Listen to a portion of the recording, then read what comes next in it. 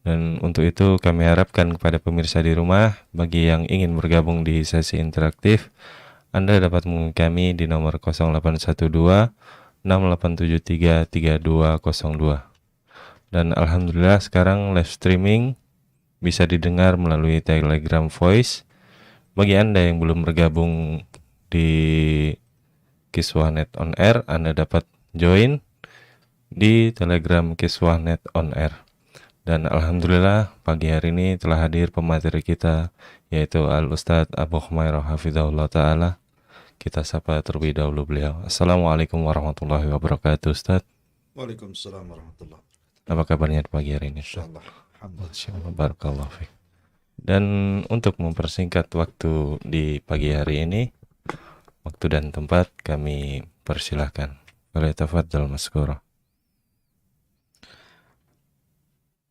Bismillahirrahmanirrahim. Assalamualaikum warahmatullahi wabarakatuh. Bihamdillahi wassalatu wassalamu ala rasulillah wa ala alihi wa sahbihi wa mawalah wa la hawla wa la quwata illa billahi wa ba'du. Alhamdulillah, segala puja dan puji hanya milik Allah subhanahu wa ta'ala yang mempertemukan kita kembali di Kiswah TV. Tentu kita senantiasa bersyukur kepada Allah subhanahu wa ta'ala, kita masih dibangunkan oleh Allah subhanahu wa ta'ala dalam keadaan sehat walafiat, dan yang Allah bangunkan dalam kondisi sakit, semoga Allah subhanahu wa ta'ala menyembuhkan penyakitnya. Salawat dan salam demi keberkahan di pagi hari ini kita limpahkan kepada Rasul kita, Nabi kita, uswah kita, teladan kita, Rasulullah Muhammad sallallahu alaihi wasallam. Allahumma salli ala sayyidina Muhammad wa ala alihi wa sahbihi wa man sara ala nahjihi ila yaumiddin. Di pagi hari ini kita akan mengkisahkan satu kisah tentang nasib pemilik kebun yang tercantum dalam suratul Qalam.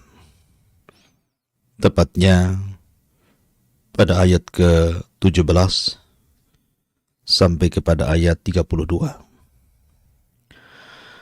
Ma'asyiral muslimin yang dimuliakan Allah subhanahu wa ta'ala, sebelum saya bacakan ayatnya dan bagaimana kisahnya dan apa yang akan kita ambil pelajaran dari kisah ini, kita berikan muqaddimah dulu bahwa setiap umat ini diberikan fitnah, ujian dari Allah subhanahu wa ta'ala. Dan Nabi SAW bersabda, dan fitnahnya umatku, kata Nabi SAW, adalah harta. Karena harta itu adalah sirru tughyan, rahasia melampaui batasnya seorang hamba sehingga berani melakukan kezaliman. Sehingga Allah subhanahu wa ta'ala berfirman, kalla innal insana layatgha an ra'ahu istaghna. Manusia itu akan mudah melampaui batas, melakukan kezaliman, baik kepada diri sendiri ataupun kepada orang lain, ketika Allah subhanahu wa ta'ala memberikan kecukupan dalam kehidupannya. Oleh karena itulah maka Nabi SAW bersabda, malun saleh li rajulin saleh. Harta yang baik itu kalau yang mengelolanya orang baik. Tapi harta akan menjadi bencana kalau dikelola orang jahat. Maka dalam kisah ini kita akan melihat bagaimana manusia bermuamalah dengan harta. Kisah Ashabul Jannah, nasib pemilik kebun, rahasia di balik suratul Qalam. Allah subhanahu wa ta'ala berfirman,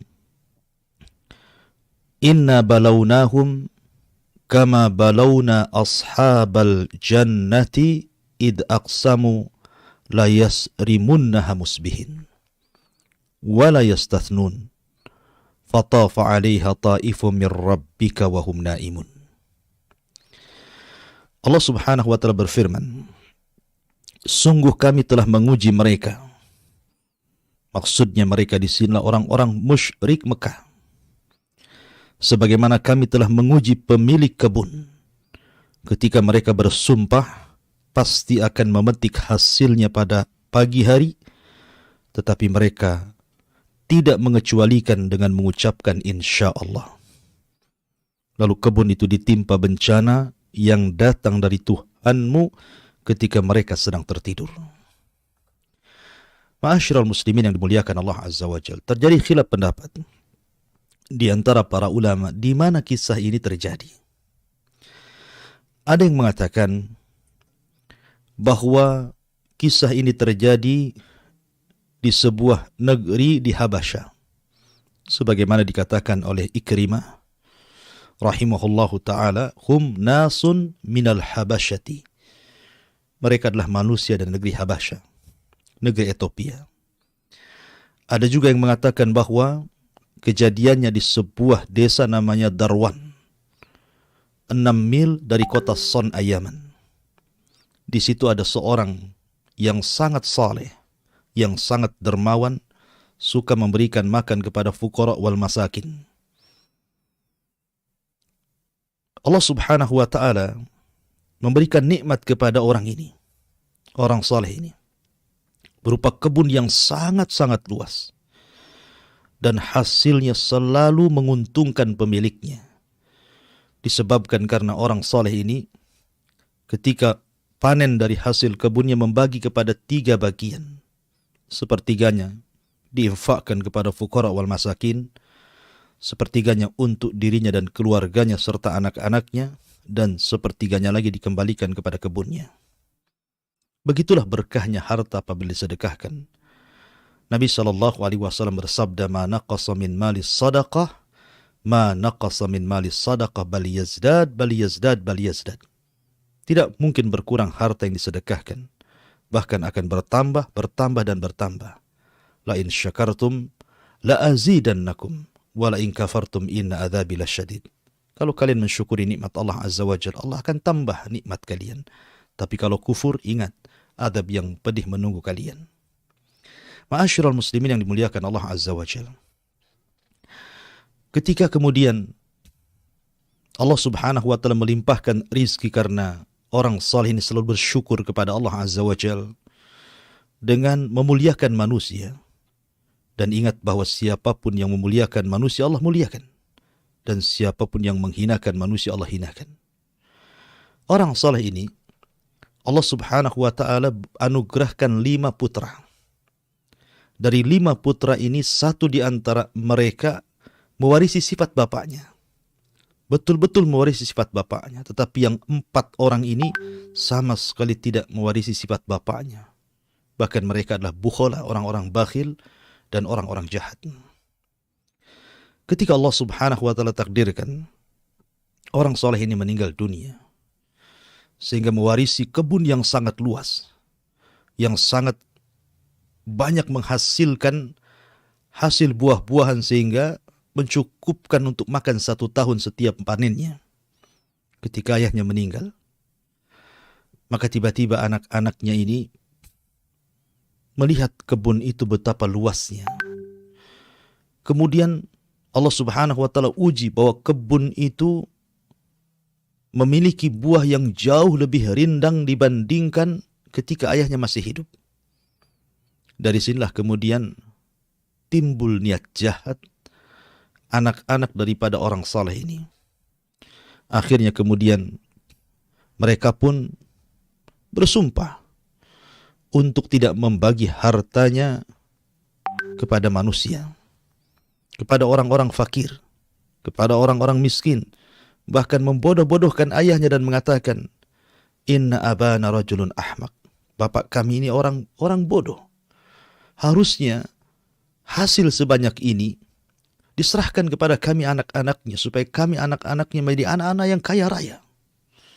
Lihat bagaimana niat yang jahat yang dilakukan anak-anaknya berbeda dengan ayahnya, seorang yang saleh dan dermawan. Makanya Allah Subhanahu wa ta'ala berfirman di sini, inna balawnahum kama balawna ashabal jannah.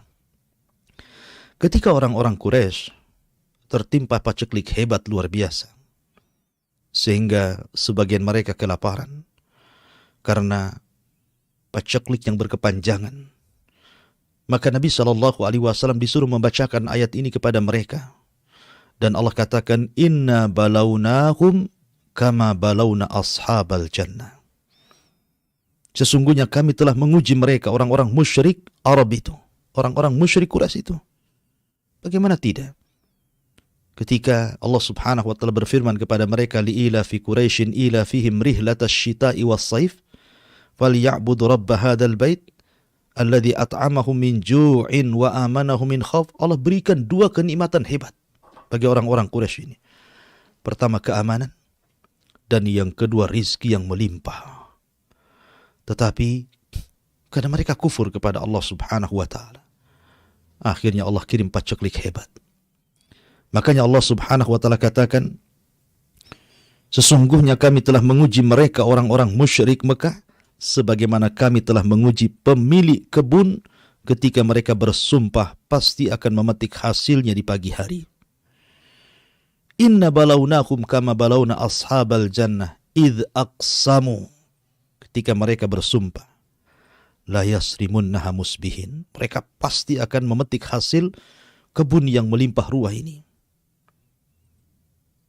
Ketika ayahnya meninggal dunia, kemudian mewarisi kebun yang sangat luas sekali, yang sangat menghasilkan dengan panen yang begitu banyak, maka anak-anaknya, mereka mulai melihat harta yang begitu banyak, mereka pun mulai berniat dengan niat yang sangat tidak baik, tidak terpuji. Mereka bersumpah tidak akan memberikan hasil yang akan dipanen mereka kepada orang-orang miskin, kepada fuqara wal masakin. Bahkan mereka digambarkan dalam Al-Quran wala yastathnun. Saking semangatnya, mereka hendak memetik hasilnya, kemudian bersumpah untuk tidak memberikan kepada fuqara wal masakin sebagai zakat dan sedekahnya, wala yastathnun. Mereka sama sekali tidak akan mengecualikan kepada fuqara wal masakin. Ada juga yang mentafsirkan wala yastathnun itu artinya mereka lupa mengucapkan insya Allah. Jadi ketika mereka hendak berangkat memetik hasilnya, lupa mengucapkan insya Allah karena niat jahat mereka. Apa yang terjadi?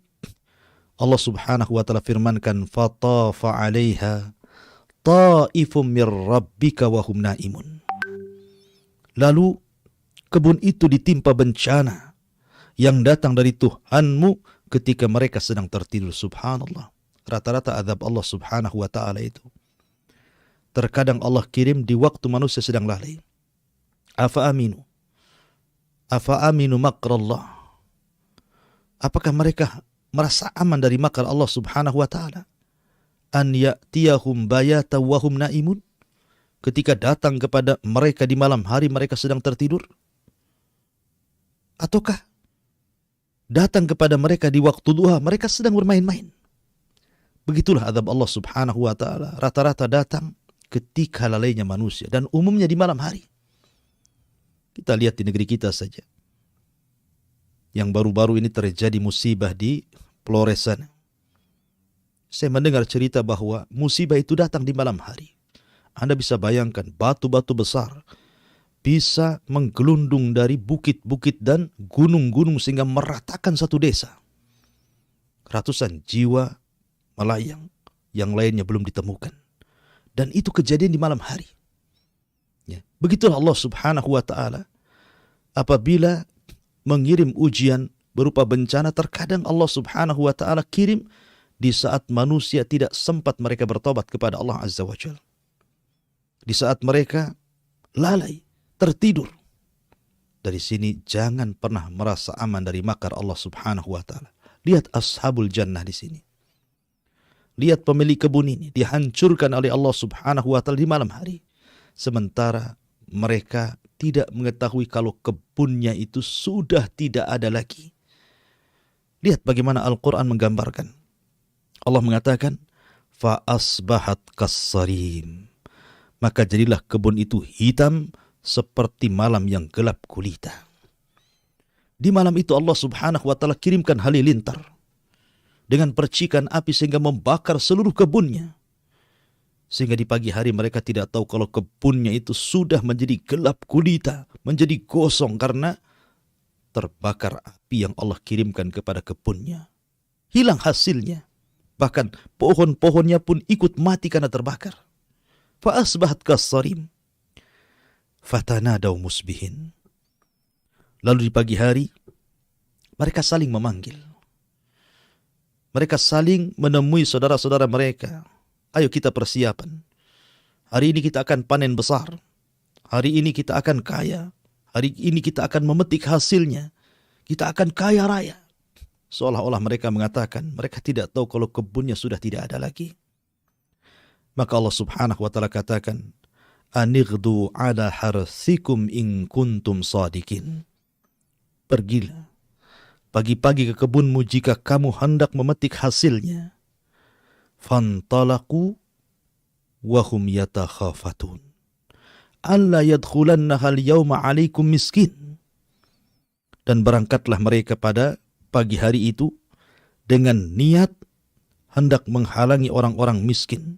Padahal mereka mampu untuk menolongnya. Subhanallah. Harta sebanyak itu, kalau seandainya mereka bagikan kepada fuqara wal masakin, tidak akan habis dimakan 1 tahun. Tapi karena niat yang jahat, kebakhilan yang tertanam di hati-hati mereka, mereka rakus dengan dunia, akhirnya mereka pun berniat untuk tidak menolong para fuqara wal masakin, tidak sebagaimana ayah mereka semasa hidupnya. Seorang yang saleh, yang selalu membagi sepertiga hartanya untuk fuqara wal masakin sehingga Allah jaga kebunnya, Allah jaga hasilnya. Ingat sebuah riwayat. Ketika ada seorang laki-laki di zaman Bani Israel atau di zaman yang lainnya, sebutkan dalam Sahih Bukhari. Seorang laki-laki ini berjalan di kebun. Tiba-tiba melihat ke langit ada awan hitam yang sedang berjalan. Subhanallah, di balik awan itu ada suara. Asqi hadiqata fulan. Hujani kebunnya si fulan ibn fulan. Laki-laki yang berjalan di ladang ini kaget. Kenapa ada suara di balik awan hitam? Penasaranlah dia. Diikuti awan itu. Kemana perginya rupanya awan itu sampai terdiam di sebuah ladang yang entah berantas siapa pemiliknya. Tiba-tiba kemudian turun hujan dari awan hitam itu. Anehnya hujan ini hanya menghujani ladang sepetak itu saja. Sementara kiri kanannya tidak dihujani. Penasaranlah anak muda ini, menunggu siapa pemiliknya. Sampai akhirnya datanglah pemiliknya. Kemudian ditanya, wahai fulan, nama kamu siapa? Maka pemilik kebun ini mengatakan, fulan ibn fulan. Terperanjatlah anak muda ini karena nama itu adalah nama yang disebut-sebut di balik awan itu. Persis seperti nama yang disebut-sebut di balik awan itu. Akhirnya dia pun penasaran bertanya, Mada tasna ya fulan? Apa yang kau lakukan dengan kebunmu ini, wahai fulan? Kenapa dari tadi aku melihat ada awan hitam, kemudian aku ikuti, tiba-tiba kemudian menghujani ladangmu saja, sementara ladang orang lain tidak? Maka orang ini mengatakan, aku tidak tahu. Aku hanya mengamalkan kalau seandainya ladangku panen, aku hanya membagi 3 ladang ini. Hasilnya aku berikan kepada sepertiganya kepada fuqara wal masakin, sepertiganya untuk diriku dan keluargaku, dan sepertiganya untuk modal untuk dikembalikan ke ladang. Lihat bagaimana Allah subhanahu wa ta'ala menggambarkan orang-orang yang bersedekah. Allah jadikan ladangnya berkah. Karena dia memuliakan fuqara wal masakin, maka Allah muliakan dia. Irhamu man fil ardi sayarhamukum man fis sama. Sayangi orang-orang fuqara wal masakin di bumi, maka Allah subhanahu wa ta'ala di langit akan menyayangi kalian. Ma'asyiral muslimin yang dimuliakan Allah subhanahu wa ta'ala, fantalaku, mereka pun berangkat ke ladang mereka. Wahum yatakhafatun, mereka berbisik-bisik satu dengan yang lainnya. Lihat bisikan-bisikan mereka. Alla yadkhulannahal yawma alaikum miskin. Pada hari ini, jangan sampai ada orang miskin masuk ke kebun kamu. Kita jaga kebun ini. Jangan ada fuqara wal masakin masuk lagi. Padahal para fuqara wal masakin semasa bapaknya hidup, mereka menanti-nanti kapan ladang itu berbuah, kapan ladang itu berbuah. Apabila sudah berbuah, mereka senang, gembira, karena mereka mendapatkan bagian dari ladang itu. Sehingga Allah Subhanahu wa Ta'ala jaga ladang itu dengan keberkahan. Ketika ayah mereka sudah meninggal, apa yang terjadi? Orang-orang miskin itu hanya melihat dari jauh. Mereka tidak mendapatkan apapun dari hasil ladang itu. Subhanallah, bakhilnya mereka. Akhirnya apa yang terjadi? Allah Subhanahu wa Ta'ala mengatakan, wa ghadaw ala hardin qadirin falamma ra'awha qalu inna ladhallun. Maka ketika mereka melihat kebun itu, mereka berkata, sungguh kita ini benar-benar tersesat jalan. Jadi ketika mereka melihat kebun itu, mereka tidak yakin bahwa itu kebun mereka. Karena kebun mereka itu siap panen. Pohon-pohon yang sangat hijau dengan buah-buahan yang ranum siap petik. Tiba-tiba kebun mereka menjadi gosong, hitam, seolah-olah habis terbakar di malam hari. Tidak ada satupun tumbuhan yang hidup. Tidak ada satupun buah yang bisa dipetik. Semua hancur berantakan. Karena Allah Subhanahu wa Ta'ala mengadab di malam hari. Sehingga mereka mengatakan, jangan-jangan ini bukan kebun kami. Jangan-jangan kami nyasar jalan. Jangan-jangan kebun kami di sana di sini. Tapi setelah mereka berusaha untuk mengecek ke sana kemari, memang itu kebunnya. Allah Subhanahu wa Ta'ala hendak menguji mereka. Subhanallah. Lihat bagaimana niat buruk ini menjadikan rahasia datangnya adab Allah Subhanahu wa Ta'ala. Padahal baru niat. Belum mereka lakukan. Tapi bagaimanapun niat yang jahat, Allah akan membalas dengan kejahatannya. Al-jaza min jinsil amal. Bahwa balasan itu sesuai dengan amalannya. Kemudian Allah Subhanahu wa Ta'ala mengatakan, bal nahnu mahrumun. Bal nahnu mahrumun. Mereka mengatakan, bahkan kita tidak mungkin memperoleh apapun di kebun ini. Kita diharamkan untuk mengambilnya. Allah Subhanahu wa Ta'ala tampakkan azabnya kepada mereka. Kemudian Allah Subhanahu wa Ta'ala berfirman, qala awsatuhum alam aqul lakum laula tusabbihun.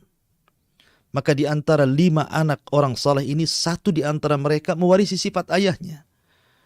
Dia baik. Dia selalu menasihati saudara-saudaranya untuk berinfak dan bersedekah.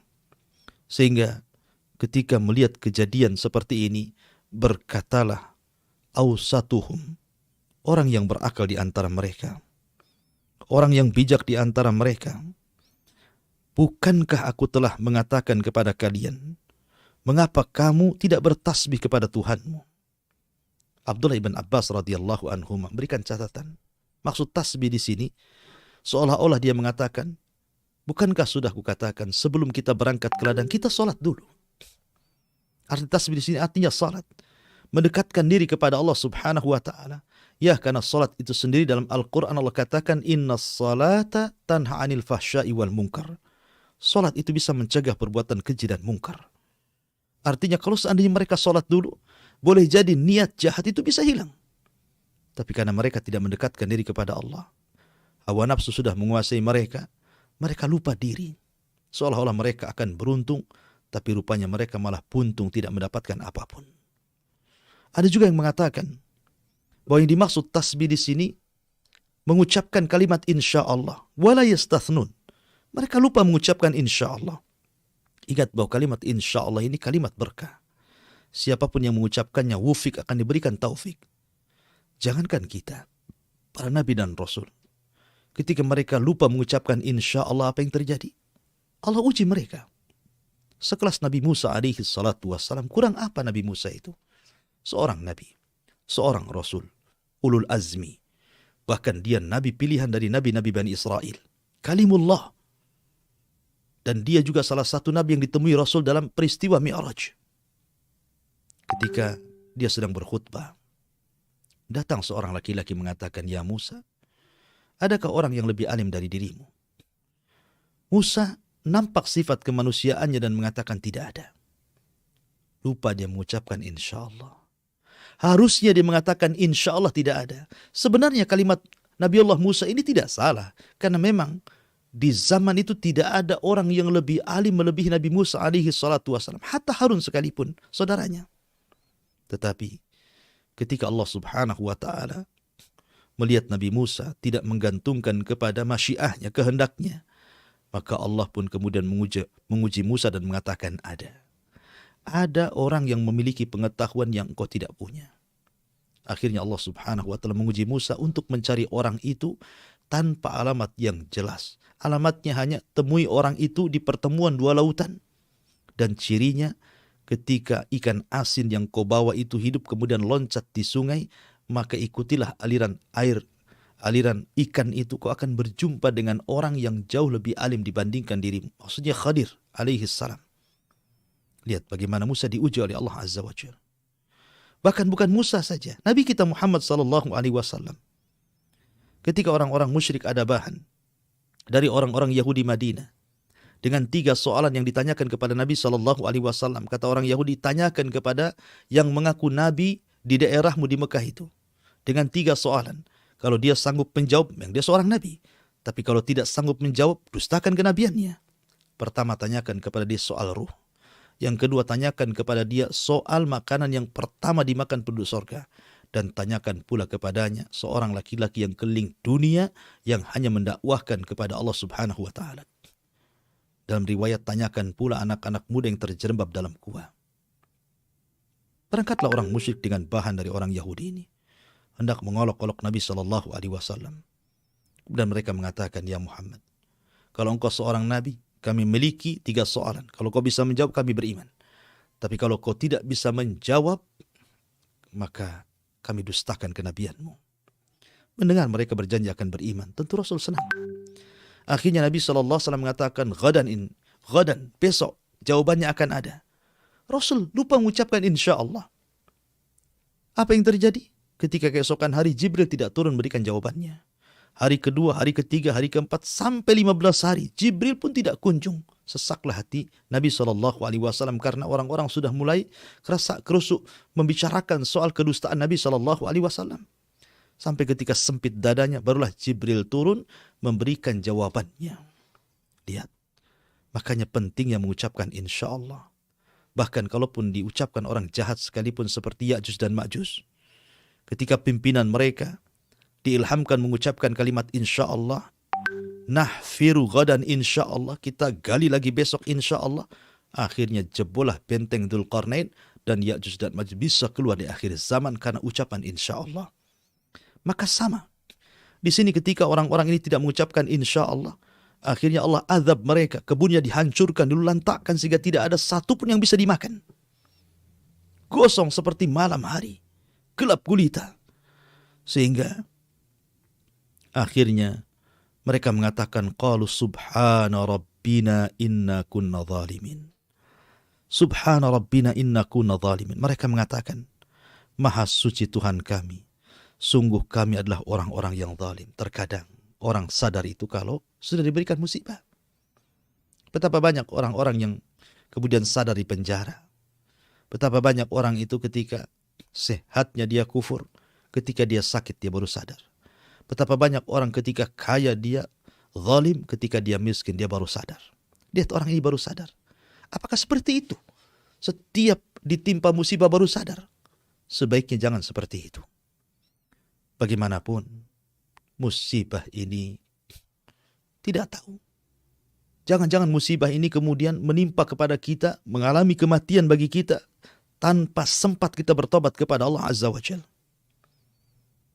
Ya, kalau seandainya tidak sempat musibah yang mematikan, kalau sampai mematikan, sementara kita tidak bertobat kepada Allah, apa yang Anda lakukan di hadapan Allah Subhanahu wa Ta'ala?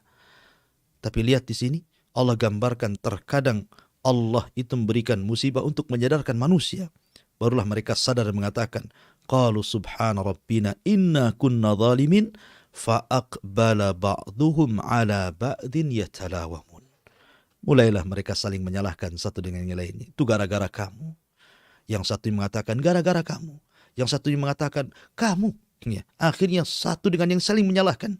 Kamu yang punya ide, kamu yang punya pendapat, gara-gara kamu seperti ini dan seperti itu. Menyalahkan satu dengan yang lainnya. Qalu ya wailana inna kunna taghin. Mereka berkata, celaka kita. Sesungguhnya kita adalah orang-orang yang melampaui batas. Ya, karena harta itu sirutugyan. Harta itu rahasia orang melampaui batas. Makanya kenapa ada sebuah riwayat walaupun dilemahkan oleh para ulama, tapi maknanya sahih, riwayat Al-Baghawi. Terkadang Allah Subhanahu wa taala sengaja tidak memberikan kekayaan kepada orang miskin karena kalau seandainya dia kaya, mungkin dia lebih melampaui batas kepada Allah. Atau terkadang Allah Subhanahu wa taala tidak menjadikan orang itu miskin dan Allah memberikan kekayaan sebab kalau dia miskin, bisa saja kemudian dia lebih durhaka kepada Allah Azza wa Jalla.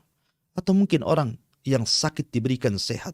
Sengaja Allah lamakan sakitnya. Sebab kalau dia sehat, makin bermaksiat kepada Allah Azza wa Jalla. Atau mungkin sebaliknya, Allah tidak berikan penyakit. Sebab kalau Allah berikan sakit, boleh jadi kemudian dia kufur kepada Allah Subhanahu wa ta'ala. Ya, ada hamba-hamba yang seperti itu. Ya, ma'asyiral muslimin yang dimuliakan Allah Subhanahu wa ta'ala.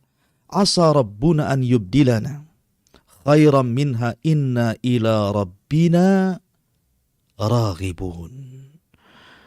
Mudah-mudahan Tuhan memberikan ganti kepada kita dengan kebun yang lebih baik daripada yang ini. Sungguh kita mengharapkan ampunan dari Tuhan kita. Ya, harusnya seperti itu. Orang yang berbuat dosa harus minta ampun kepada Allah Azza wa Jalla, istighfar. Karena Allah yang mengatakan faqultu astaghfiru rabbakum innahu kana ghaffara yursilis sama alaikum midrara wa yumdidkum bi amwalin wa banin wa ja'alnakum jannatin wa ja'alnakum anhara. Allah mengatakan dalam Al-Quran, bukankah sudah kukatakan beristighfarlah kepada Allah karena dia zat yang maha pengampun lagi maha pengasih. Sebab kalau kalian memperbanyak istighfar, yursilis sama alaikum midrara, terkadang Allah akan banjiri kalian dengan hujan yang akan menyuburkan lahan dan ladang kalian. Bahkan Allah akan berikan banyak kekayaan dan keturunan. Dan Allah akan hijaukan kebun-kebun kalian. Dan Allah akan alirkan sungai-sungai kalian. Begitulah faedah istighfar. Makanya kenapa? Istighfar ini adalah sirrul barakah. Orang yang banyak istighfar rahasia, hidupnya diberkahi Allah Subhanahu wa ta'ala. Kemudian Allah Subhanahu wa ta'ala katakan, kadzalika al-adzab wa la adzabul akhirati akbar. Lau kanu ya'lamun. Allah mengatakan seperti itulah adab Allah di dunia. Dan sungguh adab akhirat lebih besar sekiranya mereka mengetahui. Subhanallah. Kalau seandainya Allah Subhanahu wa ta'ala tidak mengadab manusia, menyegerakan di dunia, dan Allah gabungkan adab di akhirat, semuanya tidak akan ada yang selamat. Bahkan tidak ada orang yang masuk surga. Tapi terkadang Allah Subhanahu wa ta'ala dengan keadilannya terkadang menyegerakan adab di dunia sebagai kafarah dosa-dosanya. Begitulah Allah Subhanahu wa ta'ala menjanjikan kepada hamba-hambanya. Tapi ada dua dosa yang adabnya lipat, di dunia juga diberikan, di akhirat juga menunggunya. Nabi SAW mengatakan, ma min dzambin ajjalallahu uqubatahu fid dunya qabla al-akhirah al-baghyu wa qati'atur rahim. Kata Nabi SAW, ada satu dosa yang Allah segerakan adabnya di dunia, sementara di akhirat adabnya juga menunggu. Pertama, al-baghyu, melampaui batas, kezaliman, durhaka kepada manusia, tidak punya rahmat kepada manusia, berbuat zalim kepada manusia, dan juga pemutus silaturahim. Maka azabnya lipat. Di dunia disegerakan, di akhirat menunggunya, na'udzubillah. Maka orang-orang ini ashabul jannah ini zalim. Mereka tidak meneruskan budaya ayahnya. Mereka menahan zakat. Sementara Nabi SAW mengatakan, seandainya manusia itu muni'u zakata amwalihim illa ukhidu bis sinin. Ketika mereka mencegah zakat-zakat harta mereka, maka mereka akan diazab dengan paceklik yang hebat, kata Nabi SAW. Ma'asyiral muslimin yang dimuliakan Allah Subhanahu wa ta'ala. Beginilah kisah ashabul jannah. Kisah yang mengerikan. 3 anak orang saleh menjadi ibrah bagi dunia, bagi Anda pemilik harta. Apakah menunggu Allah Subhanahu wa ta'ala akan mengirim azab kepada kalian? Ataukah Anda menjadikan harta Anda berkah dengan cara memperbanyak zakat dan sedekah? Ma'asyiral muslimin yang dimuliakan Allah Azza wa Jalla, ada faedah dari kisah ini. Yang pertama, tentang bahayanya niat jahat. Jangan pernah memiliki niat jahat. Karena niat jahat itu adalah rahasia turunnya azab Allah Subhanahu wa taala. Lihat kisah ini. Ketika 5 orang ini atau 4 orang yang satunya orang yang berakal ini niat jahat untuk tidak memberikan sebagian harta mereka kepada fuqara wal masakin, padahal sudah budaya bapak-bapak mereka seperti itu. Niat jahat mereka, al jaza'u min jinsil amal, bahwa balasan itu disesuaikan dengan pekerjaannya. Ketika ada niat jahat, Allah balas dengan kejahatan. Yang kedua, terkadang Allah Subhanahu wa taala membiarkan manusia dalam kondisi seperti itu. Mungkin dia kaya, kalau difakirkan dia makin kufur. Mungkin dia fakir, kalau dikayakan dia kufur. Mungkin dia sakit, kalau disehatkan dia kufur. Mungkin dia sehat, kalau disakitkan dia kufur. Ya, terkadang manusia seperti itu. Ada orang-orang tertentu yang Allah Subhanahu wa taala biarkan dia kaya, biarkan dia miskin, biarkan dia sakit, biarkan dia sehat. Sebab kalau seandainya Allah berikan nikmat lebih, mereka akan kufur. Yang ketiga, bahwa siapapun yang bersedekah, ingat Al-Quran sudah mengatakan bahwa sedekah itu akan berkah dan bertambah. Nabi SAW yang mengatakan, bal yazdad, bahkan akan bertambah dan bertambah dan bertambah. Jangan seperti paradigma sekuler, yang kalau seandainya kita infak 1 juta, hilang 1 juta dalam dompet. Tapi gunakan paradigma Al-Quran yang kalau Anda sedekah 1 juta akan dilipat gandakan 700 kali lipat. Dan yakinlah janji Allah Subhanahu wa ta'ala, innallaha ghaniyun hamid. Allah itu zat yang paling kaya. Kalaupun satu dunia ini meminta kepada Allah, kemudian Allah Subhanahu wa ta'ala berikan setiap permintaannya, itu hanya seperti setetes yang ada di ujung jarum yang dicelupkan di tengah lautan. Kekayaan Allah itu selaut, sementara yang diberikan kepada seluruh manusia hanya setetes dalam ujung jarum saja. Karena Allah itu kaya raya. Ya, maka yakin dengan janji Allah Subhanahu wa taala. Kemudian yang keempat, bahwa balasan itu sesuai dengan amalannya. Barang siapa yang menuai kebaikan, barang siapa yang menanam kebaikan, maka dia akan menuai kebaikan. Barang siapa yang menanam keburukan, maka dia akan menuai keburukan. Wa man ya'mal mithqala dzarratin khairan yarah, wa man ya'mal mithqala dzarratin syarran yarah. Siapapun yang beramal kebaikan walaupun sebiji zarah, tetap ada balasannya. Siapapun yang beramal keburukan walaupun sebiji zarah, tetap ada balasannya. Oleh karena itulah maka rajin-rajinlah berbuat kebaikan supaya Anda akan menuai kebaikan. Dan ingat, sudah banyak kejadian-kejadian di masyarakat. Orang-orang yang sukses karena mereka rajin bersedekah. Dan orang-orang yang gulung tikar karena mereka bakhil, tidak mau bersedekah. Lihat dalam Al-Quran. Lihat kisah Qarun dan Sulaiman. Qarun dulunya orang ahli ibadah. Seorang tarannum Taurat terbaik, bahkan suaranya indah, dicintai manusia. Tapi ketika diuji oleh Allah Subhanahu wa ta'ala dengan kekayaan yang melimpah, kufurlah dia. Dan dia mengatakan kepada hartanya, innama utitu min ilmin indi. Harta ini aku punya karena kemampuanku, aku bisa kaya, bukan karena Allah Azza wa Jalla. Akhirnya Allah katakan, wa khasafna bihi wa bidarihil arda. Kami tenggelamkan Qarun dan seluruh hartanya ke dalam bumi. Tapi lihat Sulaiman, Allah berikan kekayaan dan Allah kekalkan kekayaannya karena dia mengucapkan, hadza min fadli rabbi. Ini semua karunia Allah yang Allah berikan kepadaku. Allah sengaja mengujiku untuk aku kufur ataukah aku syukur. Dan Sulaiman hamba Allah yang bersyukur sehingga Allah tetapkan kekayaannya, kekuasaannya. Karena itu berkah daripada syukurnya Sulaiman atas harta yang Allah anugerahkan kepada dia. La in syakartum la azidannakum wa la in kafartum inna adzabi lasyadid. Kemudian yang terakhir, lihat kisah Ashabul Jannah ini. Bagaimana Allah Subhanahu wa ta'ala mengadab ketika mereka sedang tidur, lalai. Maka dari sini jangan pernah merasa aman dari makar Allah. Karena orang yang merasa aman dari makar Allah itu hanya orang-orang zalim. Maka berlindunglah kepada Allah Azza wa Jalla. Minta perlindungan kepada Allah. Agar harta kita diberkahi, anak-anak kita diberkahi, keluarga kita diberkahi dengan cara apa? Syukuri semuanya. Kalau itu berkaitan dengan harta, belanjakan di jalan Allah. Sedekahkan sebagian harta kita kepada fuqara wal masakin.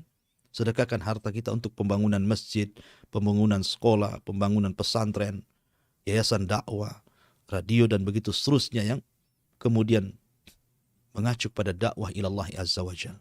Karena itu rahasia keberkahan dari harta kita. Wallahu a'lam bishawab. Ini di antara kisah Ashabul Jannah, rahasia di balik suratul Qalam. Mudah-mudahan ada manfaatnya. Kita kembalikan ke moderator, barangkali ada yang mau bertanya. Falyatafadhal masykur. Nah, jazakumullah khairan Ustaz atas penyampaian materi di pagi hari ini. Dan kita masuk di sesi tanya jawab, dan kita akan bacakan pertanyaan yang telah masuk di WhatsApp Kiswah TV. Assalamualaikum warahmatullahi wabarakatuh, Ustaz. Waalaikumsalam. Apakah wanita yang mengalami keguguran tetap sholat ataukah tidak? Dengan catatan janin yang keguguran tersebut berumur lebih dari 81 hari. Dan bagaimanakah mengenai puasanya juga, Ustaz? Apakah ada dalil terperinci tentang hal ini? Barakallahu fiik. Alhamdulillah. Tentang wanita keguguran ini ada dua kondisi. Pertama, keguguran sebelum ditiupkan roh, artinya sebelum 4 bulan. Dan keguguran setelah ditiupkan roh. Kalau keguguran sebelum ditiupkan roh, artinya dia tidak melahirkan manusia. Karena belum berbentuk manusia. Sehingga darah yang keluar bukan darah haid. Bukan darah nifas, afwan. Bukan darah nifas. Ya, itu dianggap darah istihadhah. Sehingga dia wajib sholat dan wajib puasa. Tapi kalau kegugurannya setelah ditiupkan roh di usia 4 bulan ke atas, berarti sudah melahirkan manusia, sudah jadi janin, sudah ditiupkan roh di situ. Maka ketika dia melahirkan keluar darah itu nifas namanya. Dan orang yang nifas sama hukumnya dengan haid, tidak boleh sholat, tidak boleh puasa. Ya, sampai betul-betul darah itu kering, sampai bersih. Dalam mazhab Syafi'i 40 hari, dalam mazhab yang lain sampai kering walaupun sebelum 40 hari. Wallahu a'lam. Insyaallah, jazakumullah khairan Ustaz atas penjelasannya. Dan pertanyaan selanjutnya, Assalamualaikum warahmatullahi wabarakatuh, Ustaz. Waalaikumsalam. Apakah arti kami berikan hikmah yang terdapat di dalam firman Allah Subhanahu wa taala di Al-Qur'an surat Luqman ayat 12? Apakah hikmah tersebut adalah nubuwah ataukah diberi pemahaman, Ustaz? Mohon penjelasan. Ya, alhamdulillah. Hikmah secara bahasa itu artinya kebijaksanaan. Karena Luqman ini, dia seorang budak. Dia bukan seorang nabi, bukan seorang rasul, dia seorang budak. Artinya dimiliki tuannya. Tetapi kemuliaan itu bukan karena seseorang menjadi tuan ataupun menjadi budak. Tidak, dalam Islam itu inna akramakum indallahi atqakum. Orang yang paling mulia itu orang yang bertakwa. Luqman diberikan keistimewaan dan diberikan hikmah kepada Luqman, bukan nubuah, karena Luqman bukan seorang nabi. Tapi maksudnya kebijakan, kebijaksanaan. Dalam setiap untayan kalimat Luqmanul Hakim itu syarat dengan kandungan makna yang luar biasa. Sehingga kata-katanya diabadikan dalam Al-Quran. Dia bukan seorang nabi, bukan seorang rasul. Bahkan bukan orang merdeka, dia orang budak. Seorang budak. Tapi karena Allah berikan kecerdasan kepada Luqman, untayan katanya penuh dengan syarat kebijaksanaan dan diambil oleh manusia. Seperti suatu ketika majikannya mengatakan kepada Luqman, ya Luqman, ketika Luqman menyembelih seekor kambing, kata majikannya, wahai Luqman, ambillah dari badan kambing itu yang paling mulia. Maka Luqman mengiriskan lidah, kemudian memberikan kepada tuannya. Besoknya lagi, kemudian Luqman menyembelih kambing, kata tuannya, ambilkan yang paling buruk dari anggota badan kambing itu. Maka diiriskan lidah lagi, kemudian diberikan kepada tuannya. Tuannya kaget. Apa maksudnya? Ketika disuruh mengambil yang terbaik, diambilnya lidah. Kemudian ketika sesuatu yang buruk, diambilnya lidah lagi. Maka Luqman jawab bahwa lidah ini, kalau seandainya istiqamah, diucapkan untuk kebaikan, maka dia akan mulia. Tapi kalau lidah ini kemudian diucapkan kepada keburukan, maka dia akan hina dan termasuk seburuk-buruknya anggota badan. Begitulah Luqman. Makanya kemudian kata-kata Luqman diabadikan dalam Al-Quran. Bahkan Allah jadikan nama surat dalam Al-Quran suratul Luqman. Jadi hikmah di sini artinya kebijaksanaan. Untayan-untayan kata yang syarat penuh dengan kebijakan, kebijaksanaan, keadilan, menentramkan manusia. Sehingga kemudian Luqman itu seolah-olah seorang nabi. Padahal dia bukan nabi. Tapi Allah berikan kecerdasan kepada Luqman dan kata-kata untaian yang indah sehingga diabadikan dalam Al-Quran. Wallahu a'lam. Jazakumullah khairan Ustaz atas penjelasannya. Dan satu pertanyaan terakhir Ustaz. Assalamualaikum warahmatullahi wabarakatuh. Waalaikumsalam. Kapankah waktu yang tepat ketika kita hendak membayar fidyah Ustaz? Apakah ada batasan mengenai pembayaran fidyah tersebut? Mohon penjelasannya. Iya, alhamdulillah. Fidyah itu tidak ada batasan waktu. Tapi tentu sebaiknya segera dibayar. Kalau bisa sekarang tidak puasa, sekarang pula kita berikan fidyah kepada fuqara wal masakin. Allah mengatakan fidyatu ta'am miskin. Artinya fidyah itu diberikan kepada orang miskin berupa makanan untuk mereka. Dan kalau seandainya tidak sempat di bulan Ramadan, Anda bisa di bulan Syawal atau di bulan-bulan yang lainnya. Tapi semakin cepat Anda membayar itu semakin baik karena untuk supaya kita tidak terbebani.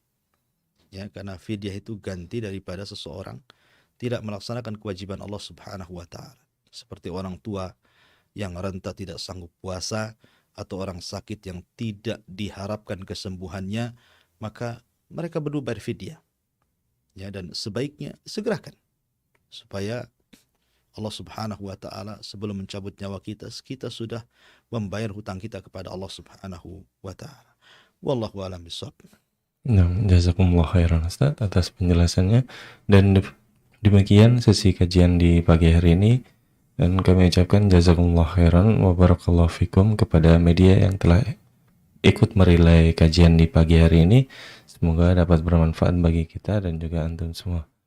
Dan subhanakallahumma wa bihamdika asyhadu an la ilaha illa anta astaghfiruka wa atubu ilaik. Assalamualaikum warahmatullahi wabarakatuh.